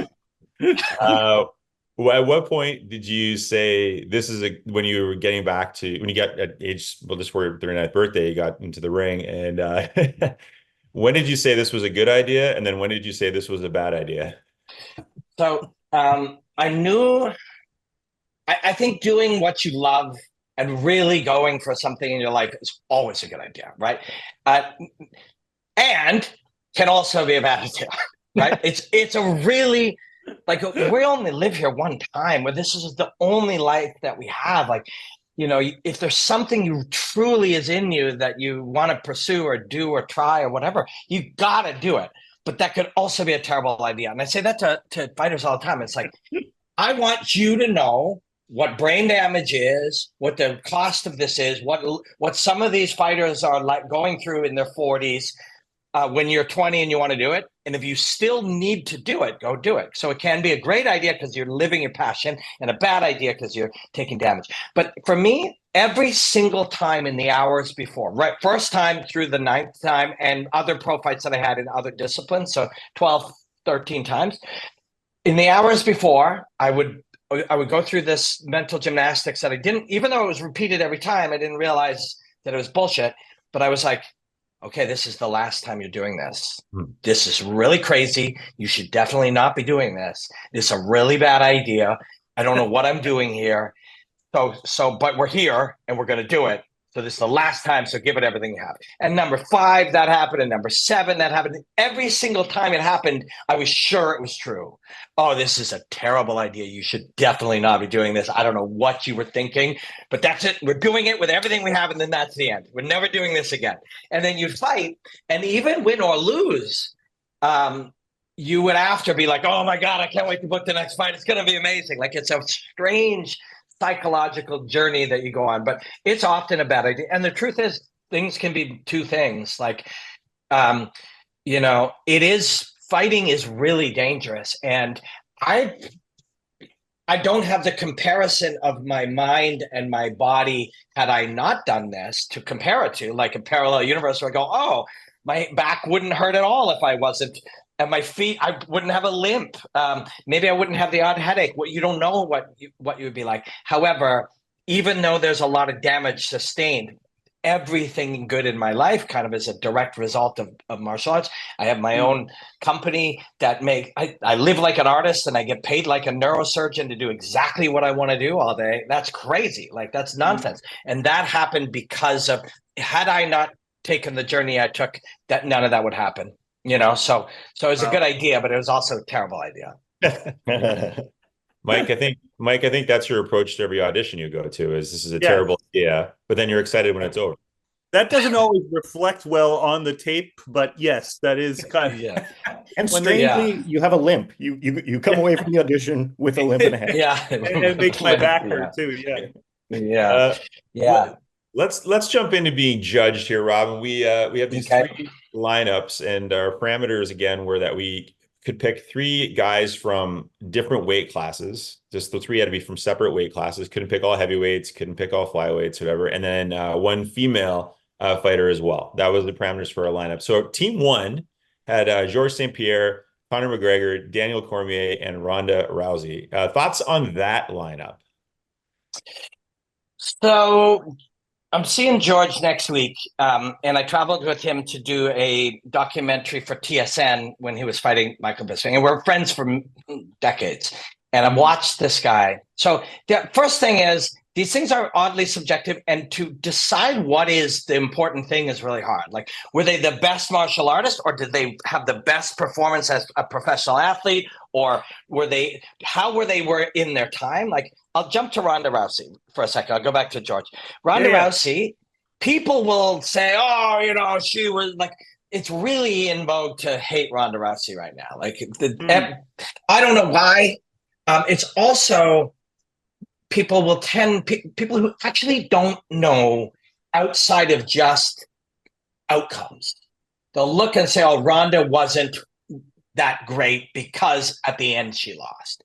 But Ronda, in the context of the moment she was there, Ronda's one of the most important professional fighters of all time, and certainly the most important female fighter of all time, because they said that women will never fight in the UFC ever. And then Ronda came along and they were like, well, actually, this is like, there's something incredible and mind-blowing about her. So now women fight in the UFC. So every single woman who's ever fought since has Ronda to thank. Also, in the context of time later, they say, oh, she didn't know how to box or all these things. But in the context, she's Royce Gracie, right? Royce Gracie came along in UFC 1 and nobody knew what jiu-jitsu was, and they didn't know and in the context of that time, he was able to do things nobody else could do or understand. And Ronda was the same. Ronda was a lifelong martial artist and athlete, an Olympian, and had a crazy mindset and was driven. And you can't just rewrite history because later something happened. So Ronda's definitely one of the greatest ever. You know, there's somebody else on one of your other lists who also beat her, which for some people that just means that they're better. And I don't know that that's the case. George St. Pierre is one of the greatest ever. I'm seeing him Tuesday to shoot a top secret documentary series that I'm working on. And I traveled with him, and I've never seen a human being more driven, more delighted to search to find a weakness in himself. And like, he was the worst actor in the world ever, and the worst like reader of you know, sponsored stuff ever. He was wooden, and now he's really good. Why? Because he understands work and improvement and development, and that you can get better at anything if you work really hard at it. That's truthful for all of us. It's more truthful for him because he's really good at learning. He's learned how to learn. He's developed the ability to develop his ability. Like, he's really a badass. And he also beat everybody, avenged the only losses ever. So George, arguably no problem. Conor McGregor, super important, had like one of the greatest 3-4 year runs ever. Conor today, doesn't train like he did, broke his leg in half. So in the context of that, I don't know. And then Daniel Cormier is one of the greats ever, but he was one of the greats ever at light heavyweight and heavyweight, but John Jones beat him, and John Jones is the best in those two divisions. So a typical argument against Daniel Cormier is that he's number 2, no matter how you slice it. So that's our team 1. Okay, all right, that's awesome. pretty good. Yeah, great. All right, now we're going to. I just want to interrupt by saying I already know way more than I ever. Like, we are already way smarter at this than we were 5 minutes ago. Good. Thank you. Team 2. Here we go into some mispronunciations. Anderson Silva, Fedor the Last Emperor, Emelianenko. Am I saying that right? Fedor Emelianenko. Most people just call him Fedor. Just Fedor. Yeah, I was going to say. Okay, we can just call him Fedor. Yeah. Islam Last Style Bender, Adesanya. I wish there were like titles on the screen, because his name is Israel Adesanya. So first of all, whoever picked Team 2 is automatically disqualified. And Amanda Nunes. Yeah. Amanda Nunes. So Amanda was the person I referenced who ultimately smashed Ronda. Ronda lost again. I lost to Holly and then Amanda. And Amanda is one of the greats ever. I'm not 100%. It's hard, because if you have this conversation with an expert martial artist or, a coach who's coached for 30 years, it'll be very different than if you have it with the 10 biggest UFC fans in the world, because they're going to go, this person beat this, because to actually have expertise in football, say, or tennis or fighting is a lifelong pursuit that has nothing to do with watching a lot of tennis or fighting or football, right? There is no football expert who became a football expert by watching the NFL broadcast. That's not real. If you take 10 of them, you can sit them together and they can debate forever and decide which one's the best. But there's not a human being who's never played football on any level who just watches NFL broadcasts who can actually have a meaningful conversation with a real NFL coach. They'll try and they'll think they do. And this is even more so with the UFC, because the UFC is a marketing company. They have fights, but they are a media company that creates media around fights that they present. So every message they give is either intentionally at times, like when they build footage, or inadvertently when a good commentator commentates in the style that commentators always have. They're convincing the audience of things. So when you talk to the audience who watches the UFC broadcast constantly, they will undeniably say Amanda Nunes is the greatest female ever. If you talk to one of her coaches who also coached other people, they'd say, yeah, she was great, but Kayla Harrison, who's not on anybody's list, is actually better and will be considered one of the greatest ever. Kayla actually now fights in the UFC, but she was a 2-time judo gold medalist. Ronda was a silver medalist, gold medalist, and she was a champion in the PFL, which is a legit show, won their championship twice, which wins you $1 million each time. So she's won $2 million. She's made $3, $4, $5 million fighting, and will probably be considered the best ever. And Amanda Nunes essentially quit because Kayla was in the same gym and getting better. Right. And there's no shame in that. You're a human being. She also has children. She's done everything she wanted to do. It's harder on your body. Like, there's no shame in that. But so the typical UFC watching audience, and there's this debate in fighting where people are like casuals, the casual consumer, they say it with disdain, and hardcores. The people who are the most casual in their understanding of fighting are the people who just watch the UFC constantly. Because what they don't realize is they're just consuming marketing. They're consuming marketing. They're not, you cannot become a fighting expert by watching a company tell you things that make you buy pay-per-views. You just can't, right? So it's an interesting one. Amanda's one of the greatest ever. So we move on. Yes. So if casuals are disdained, what level are we at? Because you guys are like pre-casual or sub-casual. Sub-casual. Yeah. Sub-casual. We have no idea. We're being educated. Well, you spelled Connor. It's not on the screen, but you spelled Connor with 2 N's. You also called Israel Adesanya Islam Adesanya. Oh my God! Nobody in this room except for me knew how to pronounce Fedor's name. like pre-casual to sub-casual. I want to point out, Robin, 2 things. Sub-casual is also my clothing style, and B, Sandy sent you that list. So I don't want to take it. That's one of us who sent you that list. Yeah. The spelling mistakes. Sorry, Sandy. Mike, put you under the bus there. I did. Totally. Yeah, Sandy, I'm going to just jump ahead for a second to Team 3. Sure. You spelled Khabib wrong too. Hold on. It doesn't matter how you. It's a podcast. It doesn't matter how you spell it. I know.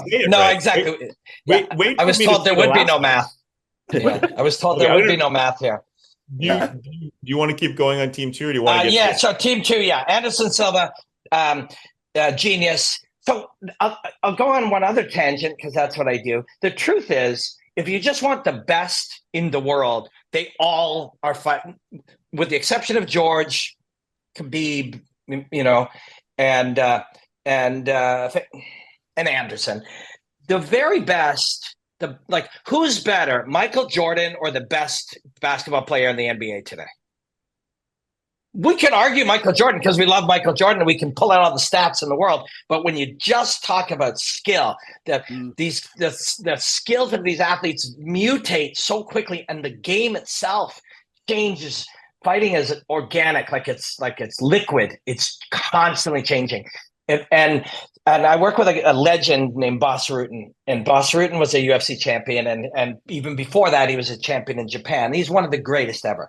He has no fear, and it's very admirable to say, I don't know, I've never heard of this particular group of moves in jiu-jitsu. He'll say it, and it's good because he's confident he doesn't need to know it. But of course he doesn't, because he fought 10 years ago. Today, he literally, and people like him, and that would include maybe Fedor, maybe they don't even understand how complex the game has become today. So the very best are today. And Adesanya is today. He's lost, but that doesn't mean you're not the best. In fact, losing is an important part to becoming great. Fedor is like a cartoon superhero, like, or villain, I guess. If you Google Fedor after this, and then you go online and go fan takes pic with Fedor, and I have one somewhere, and it's like he's a robot. He's like a Russian killing machine robot. And you guys were asking about like nerves and stuff. Fedor would like walk out like super cold and then just execute. And so in his time, he was one of the greatest. If you could teleport Daniel Cormier or John Jones or whatever to the era of Fedor's greatness, and they knew what he knew, who knows, right? Which is fun to play around with. But yeah, so Team 2, Izzy's modern, genius and brilliant and a wonderful artist. I don't know if he's the best or whatever that means. Anderson Silva, great, and Fedor, great. Amanda, like I said, many would say she's the best, but many of them are just sort of following what they've been told, whether they realize it or not. Okay. All right. So now we're going to Team 3. Don't worry about spelling mistakes. Wait for the mispronunciation. Okay. Here we go. Patriots, Mighty Mouse Johnson. Whew, got one. There you Khabib Eagle Nurmagomedov. John Bones Jones, and of course Chris Cyborg. How did I do on the last name of Khabib? Well, you got Bones right. Khabib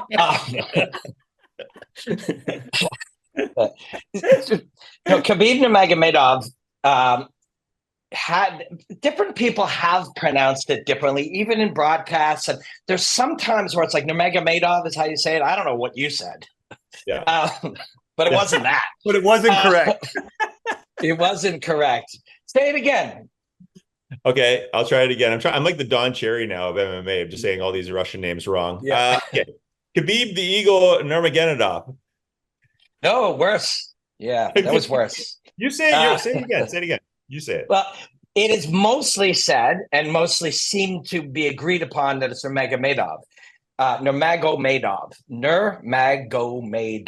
Now, if you go into Dagestan and you hear his cousins say their last name, it may be pronounced, this may be the anglicized television pronunciation, but it's certainly not whatever you said. But you did get Bones right. Thank you. Okay. And then you got Chris Cyborg. So there are, I'm going to take myself out of this, even though I can include myself, but I'm just going to go with you three again. Okay. So you three so Demetrius is 125 pounds. I think he's 5'2". And he would have all three of you unconscious within about 15 seconds. Wow. If you guys like, and we'll give you blunt instruments, like a bat or, like maybe a hammer, like something, not a cutting instrument, because sometimes there's that sort of fluke that you could nick something, but like a blunt instrument, like, a heavy book or like a baseball bat or like a hammer, club of some kind. All three of you with blunt instruments. Who gets the book? Yeah, who gets the book? Yeah. All three of you armed with blunt instruments and Demetrius Johnson in a room, and somebody says, only 4 man enter, 1 man leave. That guy's walking out of there in like 18 seconds. And you guys are all definitely unconscious and hopefully living, but maybe not. Wow. Yeah, he's small and deadly. And he's definitely, when it comes, so again, like, you have this conversation with somebody who just watches television broadcasts by a corporation selling stuff. They'll have all different types of ways to be able to say, well, this guy won this and he had that many titles. They'll bring in all these things, and maybe those are what you want to talk about. But if you just want to say to somebody, get 15 true martial arts experts, lifelong martial artists who have studied martial arts in the sort of the qualitative and quantitative nature of fighting. Who's the best of all 12 of these? And they'll probably all say it's Demetrius Johnson. Wow. Yeah. And if you ask George St. Pierre, Actually, George often says it's Anderson Silva, to be honest, and Anderson often says it's George. But if you know, where there's not other motives involved, if you ask everybody on this list, John Jones, George St. Pierre, to kind of come to a consensus, they might all, you know, Jones would say it's him, but they might all say, you know, let's be honest, it's probably Demetrius. Like as just purity of martial skill and fighting skill, Demetrius Johnson is one of the greatest martial artists, you know, on planet Earth for sure, and smart and fast. You know, who's the tallest among the three of you? Sandy. 6'4". Yeah, 6'4". Okay, so you'd be a terrible gymnast, right? Yeah. Like we look at gymnasts in the Olympics, and they're like 5'5", and like why? Because 6'4" people's bodies actually just can't do what theirs do. And there's a certain amount of truth of that in all movement-based things. The smaller, super athletic you are, you know, your ability to generate force compared to your weight, there's all this sort of science to it. You also, as weird as it sounds, have a much shorter distance for your nerves to transmit you know, impulses and stuff to mechanize your body. And there's real science to it.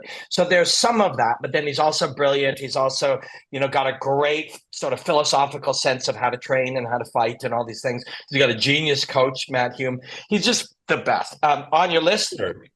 But yeah. Can he change a light bulb without a ladder? Probably not. No, he can't.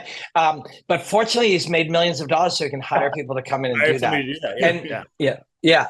And truthfully, all kidding aside, to some degree, being really trying to master something, a niche, is about deploying so much of your energy to it that you actually become really shitty at lots of other things in life, you know.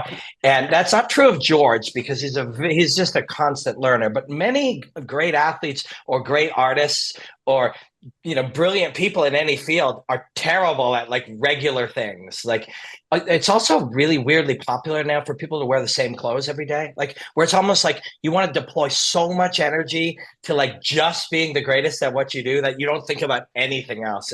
It's a strange phenomenon I'm seeing more and more and more. Demetrius, literally, he trains, he fights a few times a year, and he plays video games, and he's on Twitch. He now has a podcast too, but for many years, he literally just family, training, video games, very little else in his world. He was like highly specialized in everything. He will tell you that playing video games rewired his neurology in a way that made him a better fighter. I don't know if that's true, but he will tell you that. Yeah. Wow. Yeah. It really is wondered like what games he was playing, just because there's so many different styles. Is he playing a fighting game? Is he playing like go-karts? Is he golfing? You know? Yeah, exactly. I know. I agree. But it's sort of a pattern learning thing. He pictures. That's also a different thing that a big guy, Fedor or John Jones, can't really do. And Fedor's not anywhere near as big as John Jones, but where he actually, when something happens, so you throw a punch at him, and he literally sort of deploys an algorithm. Like his body does 8 or 9 things that it's been trained to do, and and he doesn't really think, because think about it, right? So when we see a fastball hitter, and we see him there, and then we see some guy wind up, and then like, you know, tenths of a second later, the other guy swung and he either hit it or he didn't. We all inherently look at that and go, something's happening there that we don't understand, right? That guy's brain, those people's brains are working in ways that we don't understand. Not only their brain, but they're picking up things, and then a message is going to the motor cortex to make something happen. They can't sit there and go, oh, it's a fastball, because saying it's a fastball takes longer than it takes to swing. Right? So there can't be words involved in this process, right? Demetrius is like that with two steps, a switch, a kick, 2 punches. There's no time to say, I'm going to punch, I'm going to kick. Oh, look, I see a thing. It all has to be automated. And so for a guy at that speed, as that skilled, he's literally learned to automate his body and brain and nervous system. So all of this happens by itself, which is so fucking cool. Like, think about how unbelievably cool that is. That is extremely cool. Yeah. He doesn't have the time to say, oh, that's a big book. Like that book is down your throat. He's been killed with that book before he even the time it takes to say That's a big book. You'd now have that book in your temple, maybe wedged right in there, because there's just no time. There's just no time, which to me, that's the deeper that you look into the realities of fighting, and this is true of anything that we're deeply curious about, the more eternally fascinating it becomes. And you also have to learn to be able to say these things in ways that make sense. Once I knocked on to the say out loud, oh, there's a right hand, I better slip it, I better shift my weight, now I'm going to pivot, now I'm going to kick. Well, everything that already happened faster than it took to say those words or think those words. So those words cannot be part of it. I also know that from fighting, eventually I didn't think in words anymore. I was trained to act and react and almost watch yourself perform. At Demetrius Johnson, it's so unbelievably fast. The brain is seeing fastballs in tenths of a second, and he's responding to all of them and then dictating and then knocking out the pitcher with a book, right? Like all of that is happening. It's the craziest thing. Fighting is when you really look into what it is, when you get beyond what a giant $4 billion corporation is trying to sell you about fights and pay-per-views and stuff, and you actually get into what is happening, it's the most fascinating thing in the world. Yeah. Yes. Wow. I can see now when you say that why certain video games could really trigger your mind, because there's so many games, like even when we were kids, the basic arcade games that just became so frantic, like an Asteroids or whatever, where it's just like, I have to do this. That's that. You can't think about it. You have to just react. Mm-hmm. That is that mindset. Yeah. In the second you take a turn in a video game, even you could be dead already. So you have to move faster than that. And it's also go ahead. I was just going to say it's altered my strategy. So I'm going to open the book and start reading it to him to try and disrupt his neural pathways with all these words and these plots. And then Sandy, you can go behind him and try and that can't miss. Yeah, that sounds like it's going to work, probably. Yeah. Although, like the reading of the words, the length of time it takes to say 4 words, you're already dead. So that you have to read really fast. Yeah. I'll get out. It was the best of times, and I think it was yeah, and it was the end of times. Yeah, it was the best of times. It was the end. The blurst of times. There it is. Yeah. So Robin, we've gotten to a lot about Demetrius, talked a little bit about Khabib, and John Jones. Do you feel like there's? I just want to go over these lists. Who have we missed? Who's someone you're like, I saw these 12 you chose, but who's a glaring miss for you? It's a good question. You've hit most of the most of the sort of the big names. There's a few. I like actually that somebody found, whether you could say his name or not, found Fedor, because I think he's the only person not in the UFC on this list. The UFC is such a powerful marketing machine that we see that there are geniuses that were around in the Pride era, which was before that. There are some people who during certain periods were the greatest performers. Mamed Khalidov is a Polish fighter who, and again, it depends what you're saying. It's like, where are they today, or where were they in a certain point? Because Conor McGregor in that point, in that period where it's Aldo and then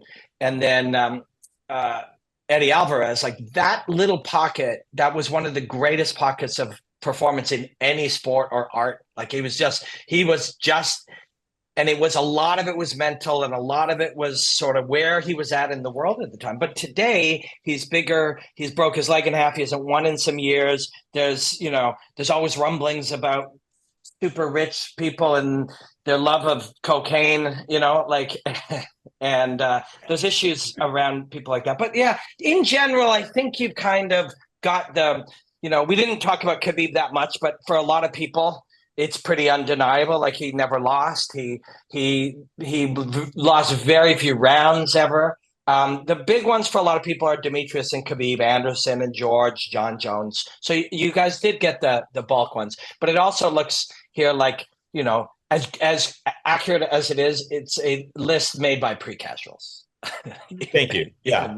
Yeah, that was it. I just want you to know we're renaming the podcast the Pre-Casuals. Yeah, it's a good idea. It's a good idea. Sub-casuals or pre-casual is better. I like it better. We generally are pretty good at like the deep cuts with every other sport. You can find a certain baseball player, hockey player that no one really talks about. We are completely overmatched in this category for sure. I was even like trying to get, hey, what's the word on the street with like people who are fans, just to get any names that would be a name you go, there you go. That's the one we always talk about. Yeah. I mean, we open up a pack of baseball cards from the 80s or 90s and we'll go like, oh yeah, this guy, like I forgot about this guy. And that's the guys we love, right? So I think there's a lot of that. Yeah, same. And the artists that I love often don't get onto people's best ever list because the greats, like there's a type of great. Randy Couture lost almost as many as he won. He might have won 11 and lost 10, or might have won 10 and lost 11 ultimately. BJ Penn, I think in the end, like BJ Penn, we'll just pull it up here. BJ Penn in the end was 16 wins, 14 losses, and 2 draws. Wow. But you ask some people on this list and they'll say, BJ Penn was one of the greatest ever. And he was one of the greatest ever, right? So those are often the ones that the martial arts obsessives love. Sports, there is people who are crazy about martial arts, and for the most part, they don't watch always the sports broadcast. They'll watch clips of it or they'll watch it in passing later because the hype around the presentation of sports, some people love that, and that's cool, but it is often so misleading. There are Islam Makhachev is not on your list. He could be one. He's one of the greats because he's also one of the modern ones. He has modern training, modern, strength and conditioning and diet and science and all of this stuff. And he's as good or better than most people on this list. So there's names like that. But to study martial arts is not the same thing as to study the performance or outcomes of sporting events. BJ Penn is one of the greatest martial artists ever. 16 wins, 14 losses, and 2 draws. Be damned. Like he's one of the greats, right? So, and those are the ones that if you're like hanging out with like when I hang out with my real martial arts nerd friends, very rarely do we, get into like whatever the flavor of the day is. Often it's the, there's I was in a room doing a strength and conditioning seminar, and 2 of my very favorites ever were there. And when I'm around like my favorite artists, really my favorite artists, I actually often get a little quiet, which I think is good and also weird for me. But there was a guy named Carlos Condit and Cub Swanson. They're 2 of my favorite fighters ever, and they were sitting around. And I'm doing this strength and conditioning seminar with them. And Carlos starts talking about his first fight. He was 17, and it was in Tijuana, and he had to pay $100 and drive to Tijuana to fight a guy in a bar.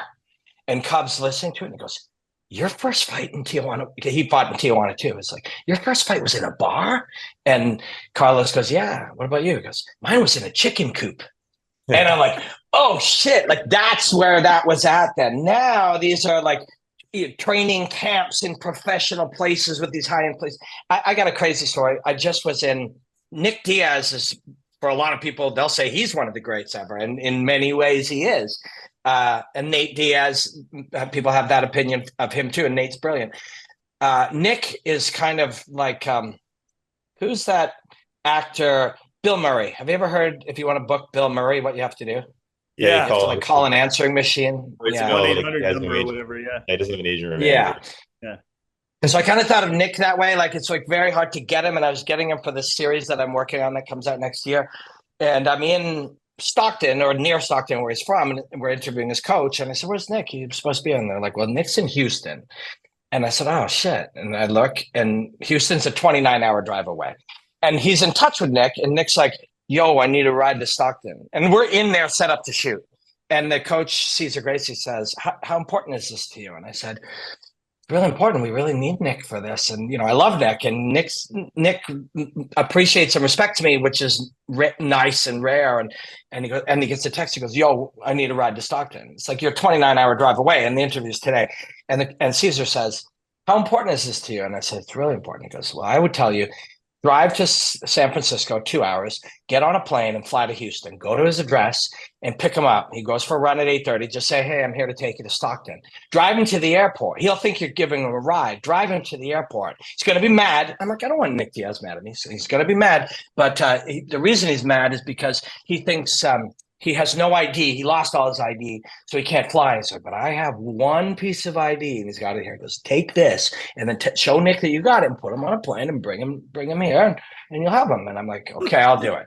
So I get in a car, and I drive 2 hours to San Francisco airport, and I fly 4 hours overnight. No hotel, no bed, no nothing. 4 hours overnight. Land in Houston at 6 a.m. Take a nap on a couch in the airport because I don't know where I'm going. First thing in the morning, I take the address that Caesar gave me and I go to the house and I start knocking. It's 8:30. I'm wearing this bag. I'm just going to show. Actually, I don't know where it is, but it's basically a Versace shoulder bag. So I'm standing there, just some kid wearing a Versace shoulder bag. I'm knocking on the door. 8:30. He says, sometimes you want to answer the door for half an hour. So I knock, and I start seeing people coming out, and I realize there's no street lights.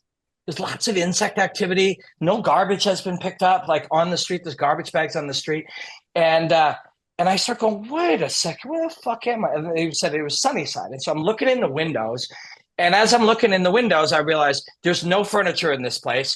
And I text Caesar, it's early in the morning there, and he goes, yeah, sometimes he changes locations. So I'm and then I look, and there's people smoking crack over here, and there's like some prostitutes kind of really, really, really, really rough shit happening. So I get an Uber, and I just put in McDonald's, and the Uber driver shows up, and he looks at me and goes, what are you doing here? Like, I don't know. And I'm kind of sitting down in the Uber like this. And I just put in McDonald's. We go deeper into this area, and it's even worse. And it's like very, very, very clear that this is the roughest neighborhood I've ever seen. So I put in, days in, thinking I'll get to a hotel by the highway or something. And it's like a full-scale drugs and prostitution hotel, and just brick wall, and everybody's outside their room. I'm like, oh shit! So I type in nicest breakfast restaurants in Houston, and then they're like, okay, 32-minute Uber service. Getting down, and I type in Sunnyside, Houston. And then the thing that comes up, the very first thing that comes up when I type in Sunnyside, Houston, is the 10 most violent areas in Houston. Number 1, Sunnyside. The crime rate in Sunnyside is 92 per 1,000 people, meaning residents have a 1 in 11 chance of being the victim of a crime. Some of the most common violent crimes in this neighborhood are robbery, assaults, and to a lesser degree, murder. Yeah. And I'm like, Jesus Christ. And so no Nick Diaz. And this adventure, now overnight, no sleep, no nothing, no Nick Diaz. And I'm back on a plane heading back. And Nick Diaz has kind of lived off the grid this way for much of his adult life. This is sort of just where he's comfortable, and he's always moving and stuff. And he has a fight in like 5 weeks in Abu Dhabi. So I don't know how anyone's going to get him there. But oh my gosh. He's a fascinating guy and a brilliant martial artist and a very kind person. But these are the types of people that were and are, he's on the tail end of his career. During his period, this is the type of person that broke through and became, champions in UFC and Pride and Strikeforce in these places. And we're the greatest. Now they're like collegiate athletes who didn't play football but fought instead. This is where this comes from. And there's still this brilliant, I still have this deep curiosity to all of this subculture and the realities of this outside of mainstream sports. And again, like the UFC, although fighting that they put in there is a sport, they are a media corporation that sells messages and markets and sells things based around fighting, which is maybe 20% of their entire budget. The rest of it is marketing, sales, and other things. So it's less, and everybody's different, because everything I said, although it's true, it's just one side of it. On the other side, it's also made millionaires out of great young athletes, and there's all these other great things about it, and it's fun and exciting and lots of sizzle and stuff. But I have found myself in the last 4 or 5 years much more interested in all of the weird kind of connoisseur stuff outside of this type of stuff. Sure. Well, there's you've educated us so completely on a lot of these characters. I've written Nick Diaz down. I'm going to do a full dive on that. Yeah, you gotta definitely. So what you're saying is he'll probably never be on our show. It's not impossible. The fact, like he'd be far more inclined to be on a show with a bunch of dudes hanging out than he would be to be sitting on a lit stage at a giant, thing. So I think you have a better chance than ESPN does in many ways. He's just not going to show up on that set. Like he's just not going to. You'd rather hang out with, what are we, the sub-casuals? Is that what we're calling Pre-casuals. Yeah, pre-casuals. Yeah. Well, at the end of the day, Robin, we've taken you through these three lineups, and which of these three do you crown as the winner of this episode of This Day in Sports? What do you think? I'm going to go with Team 3. All right. Demetrius is the greatest. Khabib, it's undeniable.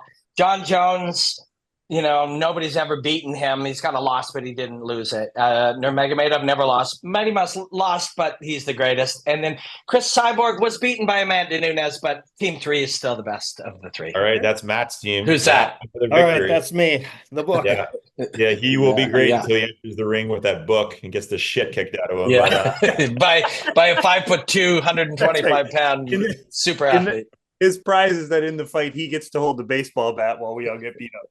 Doesn't matter. That may be the biggest threat. I don't want to be the threat. Yeah, that's true. Yeah, but it'll be over the quickest, and that might be really a good thing. I just want it over quick.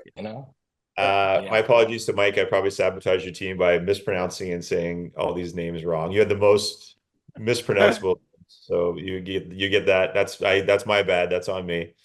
I'm going to give Mike second place just because of that. And Mike gets second place just for coming up with Fedor, just for digging one layer deeper than the the mainstream.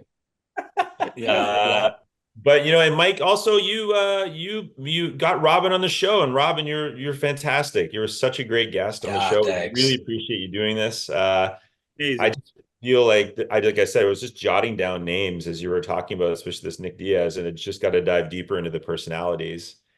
Which really BJ Penn and Nick Diaz, those two. You get into those. BJ Penn and Nick Diaz. Yeah.